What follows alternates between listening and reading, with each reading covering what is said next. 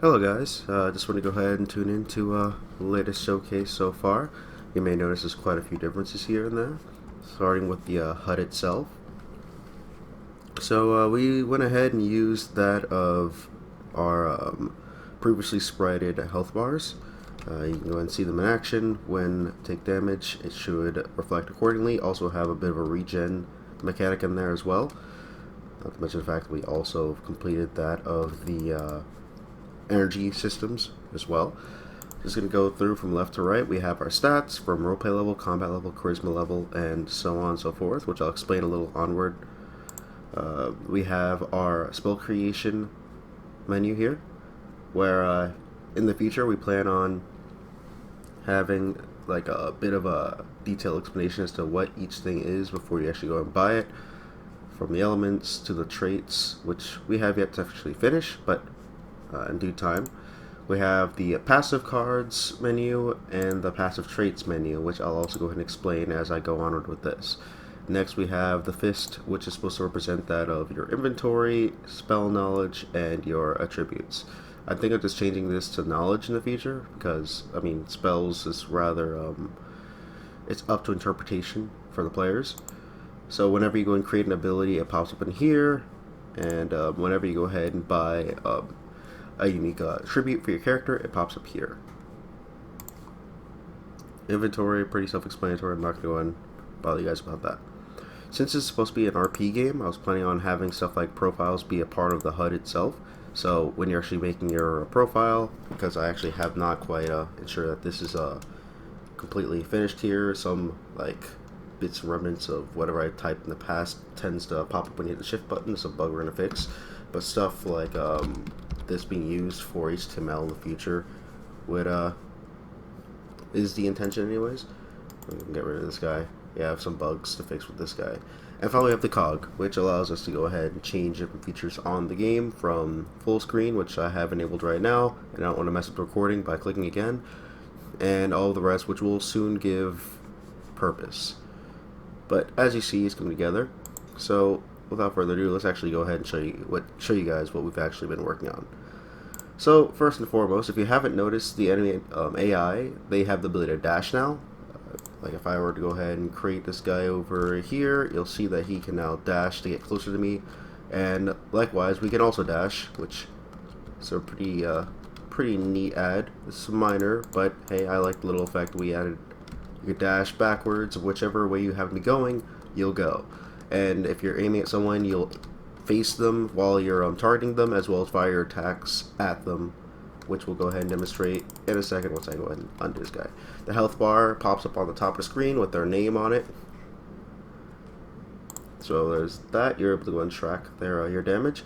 I'm planning on adding a message when you go about doing this, but say you go and click fire and click surround. You see the ability you're about to create. Planning on also adding a little border around the mouse so it doesn't disappear as you put it over this. You create, and it doesn't pop up down here anymore. Probably a message in the future to let you know that it has in fact been created so people don't get confused, but pretty much after you've done that, you go to your little fist button here, hit the spell knowledge tree, and voila, here it is. Now if you want to go and use it, you would go and click and drag it and move it down, and voila, you want to go and move it to your fifth box, so be it. To the last one, entirely up to you. And say I were going to go ahead and use it like so, and I totally gimped that. We'll probably work on that in the future. I go and hit that respective key, which is being a little finicky right now. Alright, we'll go ahead and look into that. And now that it's toggled, you go and hit the Q or E button to actually use it. So Q would give you your weak attack, which you can charge, and you see that we're draining energy as it's being used. So once it's been charged to its fullest, it stops until it starts wasting away. I create my slimes, do my damage. Also, another thing, outside of, you know, seeing damage and whatnot, things now have the ability to be burned or cut. So depending on fire or water, we're going to add a few more mechanics, since fire, water, wind, and air intend to be the base and foundation for many others to come. So different abilities have, or different skills have different abilities. Most fire has the ability to burn, most water has the ability to cut, and likewise. So just for a better example of that, I'm going to go ahead and show fire projectile. I'm going to go ahead and grab that, put him on 2, because Why not? I want to go ahead and flash this out and like flash it wherever I can. So there we go.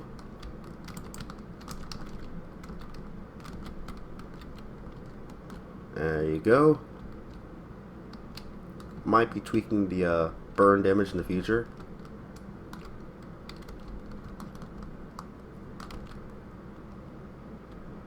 I think this is a nice replacement for flamethrower.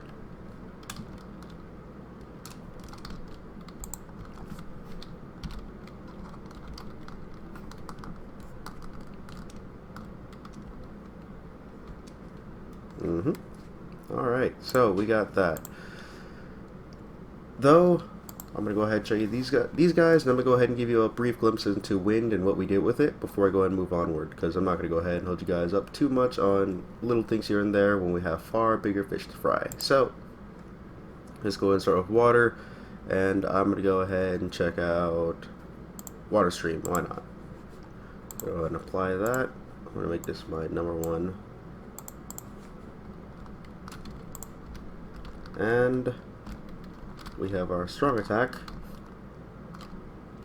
which, as you can see, now leaves a bit of a bleeding effect based on particles, and does damage over time. So you got that. We have our burning and bleeding capabilities. I'm thinking about making them directly oppose one another, so if you're burning, it will be a little harder to get you to bleed, or maybe a little easier to make you bleed. But if you're, say, being doused with water, your burning effects will go down. And likewise, if you're bleeding, if you're being burned, your ability to burn, or your burning stats would go down as well. That way, it kind of makes a bit more sense, cauterization and all.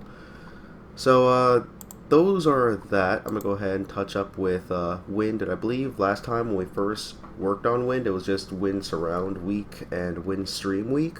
So just a few other things with this in particular. I'm going to go ahead with wind stream weak and wind orbital, or wind charged, my fault. So let's go ahead and show you guys these, because these are actually one of the newer ones that I thought were really unique. So with wind stream, at least the strong version of it was rather similar to the way water stream, the strong version of it at least, works. And in that aspect, it kind of looks something more so like a backwards particle. And personally, I thought it was pretty neat, pretty awesome. Let me go ahead and grab that second one, because I totally forgot it. Wind charged, on the other hand, is one of the more unique ones, similar to how Earth charged was unique in its own aspect. The way it works is when you actually charge it with your Q, you're not so much firing an attack as you are preparing one. So here's the example. You're pretty much charging up a ball of air, which is condensed, and while you're, like, after you've held up the Q button and you have your attack fully prepared, you can either choose to charge at them and just hit them with it, or hit E and you can try drilling them with it.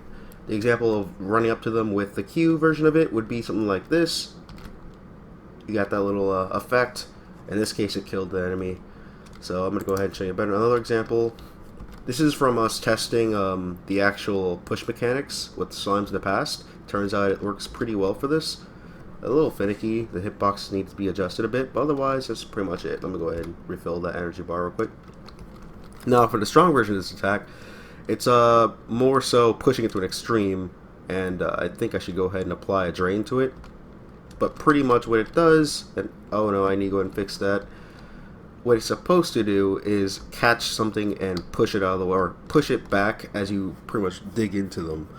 And what I want to do is make it so this is homing, because right now it's just a dash, so I kind of made that mistake. We kind of broke that in the last update. We'll fix it.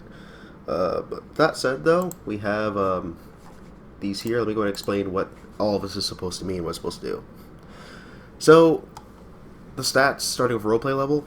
So this game is intended to be a role-playing game, and I personally like the idea of maybe trying something with a creative writing system where we had some sort of means of rating things based on the content, since I plan on having this based on a permadeath system, something like where you're risking the livelihood of your character could give you more or a greater reward than, say, something more casual, this standard role-playing aspects of just casual slice of life kind of things.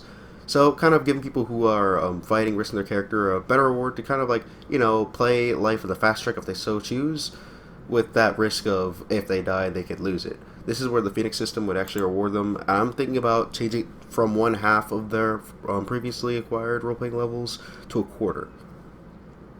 Reason why it's so severe is because I've heard of a few other role-playing games having their systems the way they are, but in most of them, if not all of them, they have a cap of some sort, hard cap, soft cap, all that cool jazz.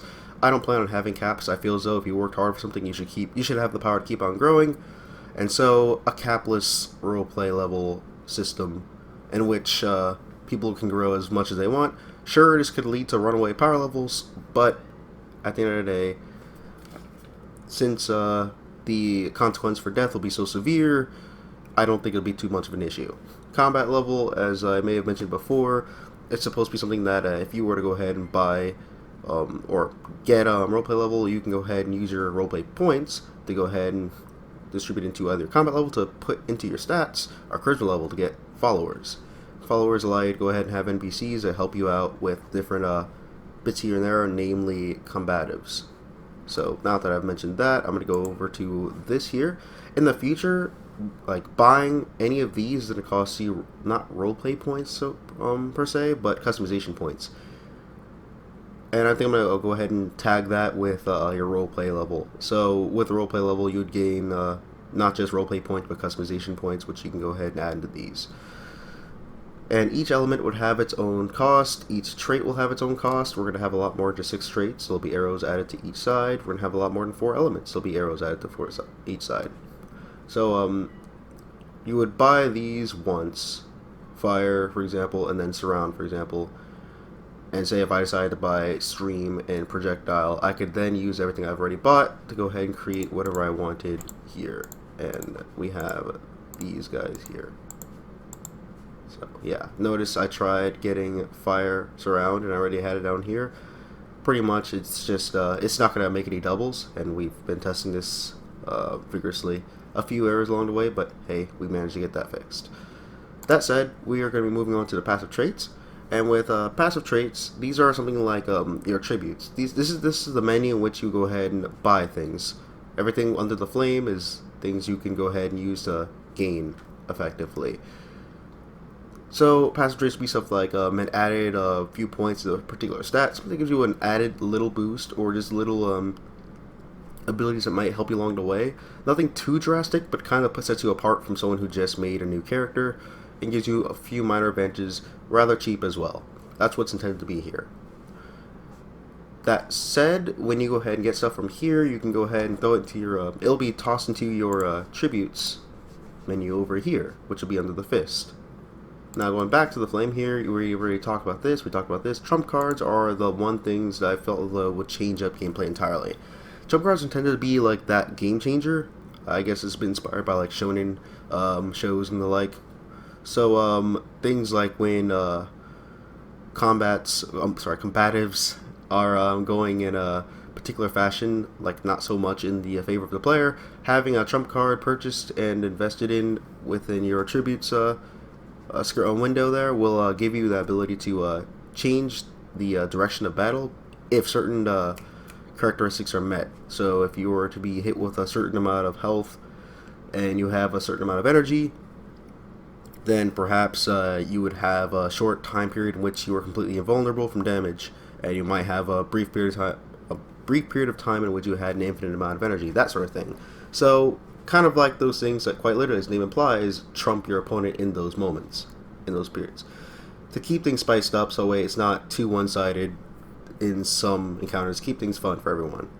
I already mentioned this, so I'm not going to go ahead and bother you guys too much about this, but when this is completed and not broken as it is right now, then when you go ahead and right click someone, you would have a little pop-up down here which kind of gives you their name, what they kind of like age-wise, what they might look like in appearance, and then a little blurb based on whatever was put in here, and a little button, which means you can go ahead and open up this and it'll show up as an HTML page which with their general character play-by or description, like hence the whole role-playing aspect of things. And finally, we have the the configuration menu. So full screen, we're currently using that, enabling music. In the future, maybe having some sort of like ambience in the background, make things a little more interesting. OC toggle, which you're not going to see right now, but I'm planning on having a chat bar on the side of the screen so you can talk to other people, whether it be locally for the roleplay aspect of things, OC or out of character, so you could talk to your oh wow, I just realized that misspelling. I'll fix that. So you could talk to people on the game server, what have you, that aren't actually like role playing with you right now. Roleplay battle is intended to be something that allows people to fight each other and roleplay based experiences. That way, people aren't just running around and causing wanton destruction amongst other players by attacking them randomly. That could be rather annoying. So that said, here's moving on to the actual parts of the game that could, help players, especially if they have a bit of a distrust with administration and people in authority. The admin audit logs, as the name implies, allows players to literally audit the admins and see if, what's going down, like if they do anything that's a little suspect, just understand what's going on. You can go ahead and poke around at any point in time. Anyone has the ability to do so, and if they really want to go ahead and call someone out, they can. I want to give a bit more power and authority to the players, so that way they know that they are being taken care of. And if something is going awry, they can go ahead and report an admin, and abusive people in positions of power can be taken out of their seats. That said, we have council audits. The council, or the RP council I have in mind, is supposed to be something like a democratic portion of the game where players quite literally can volunteer to be established in a small group that kind of helps other people be recognized for their little bits here and there. It's not so much because I've been talking to a few people here and there. It's not so much to go ahead and show elitism to a given few, but rather to reward the few people who are trying to go ahead and play the game, and they've been doing a particularly good job, and maybe they have been recognized. There are going to be quite a few restrictions placed into this, so that way council members don't have the power to empower themselves or give any form of extra attention to any of their friends. And because of the democratic nature, I plan on adding terms so that way no one can stay in power for too long a period of time. That said, that is what the council is, or the general idea of what it's planned to be. They also will have some means of voting on things like, hey, has this guy been doing wrong? Do we have any evidence about it? Can we go and vote about it? They can push it up to admin, so admins can actually do something about it. But for the most part, this is something that is completely voluntary and player-based. The audit logs concerning this allows players to go ahead and look into it and see what are the council members doing, what are they voting on. So wait, you're not totally surprised or blindsided when that one guy gets a reward. You kind of get an idea of why the player got the award. At the same time, I don't want to encourage any form of metagame, so I'll keep things restricted to that of OC tags. So wait, no one's totally I don't want to say doxing, because that's a bit inappropriate of a term in this case. I want to say more so not hunting down people who got rewards to, ruin their fun. That said, moving on a little further, if you have any questions, feel free to leave it in the comments below. We have the RP logs, and this is more so for the player themselves, so they can look at their own RP logs. I don't think viewing other people's RP logs is appropriate in the slightest. It's not necessary unless that person wants to show you theirs. But yeah, viewing your own RP logs allows you to go ahead and see what you posted. If you wanted to go ahead and collect them for whatever reason, it's entirely up to you. Maybe I'll add a reason for this or a purpose for this in the future, but beyond that, if you want to save your old stuff, more power on you. Then you have admin help, which is supposed to be like a ticketing system, so you can contact the admins and they can get back to you as soon as possible. That's pretty self-explanatory. If, say, something's going wrong, players are acting up, this is how you deal with it. And finally, we have the change appearance button. This pretty much allows you to go ahead and change the general appearance of your sprite, with some limited restriction. Stuff such as, say, your hair color and your hairstyle can be changed at a whim, but things that are more fundamental to the character, such as the skin color, the eye color, that sort of thing, is going to stay restricted to whatever you started with. Now, this last button here is supposed to be for donating RPPs, and those are roleplay points. So typically you gain RPPs by getting a higher roleplay level. And I think I want to go and add a stat in here, but I'm not entirely sure how I'm going to go about it. Maybe I'll just kind of add in this little gap here. But your roleplay points are supposed to be something that you can buy new skills with. Or, in this case, you get your roleplay points through your RP level. You can use your roleplay points to go ahead and invest into your combat level, or your charisma level, or like maybe even buy skills. I'm thinking about how I'm going to go about fleshing this out entirely. I'm going to rework that system, but the idea is that you can donate your RPPs. Might change this up entirely, so this is really pending, put an asterisk next to it, to another player, which means you're losing yours to give them a bit of an advantage. This could be very useful for stuff like, say, teacher roles. If someone is teaching someone else and they don't really have an intention to get any stronger or any better, they can help someone else get better. Or maybe you personally think that another player deserves to be rewarded and you have a few extra points you want to go ahead and offer them. You can go ahead and donate them your RPPs. Some people might say that this is a bit unfair, but at the end of the day, if someone else worked hard for points and they want to give it to someone, that's entirely their own decision. I feel as though it gives more power to the players. It keeps things interesting. So that's that. And so far, for the most part, that's kind of what we've been working on. I can go ahead and just fiddle around and show you guys what it looks like when you go ahead and just deck out this whole thing and, just play around. But otherwise, nothing too drastic aside from a few, fixes here and there. Quite a few fixes, mind you. But, yeah. I'm just going to go ahead and show you guys what the win tree looks like now. If you have any questions, feel free to go ahead and leave a comment down below. Go ahead and poke the Discord or go ahead and put it on the screen. And thank you for your support so far. If you could, I'm not asking for much. The Patreon is always a good route to go ahead and support us. I do know it's a bit crazy out there in the world right now. And so I understand if say you wouldn't be able to. Otherwise, just watching this video is more than enough for me, and I want to say thank you. So, without further ado, let's go ahead and show you guys what the rest of the win tree looks like.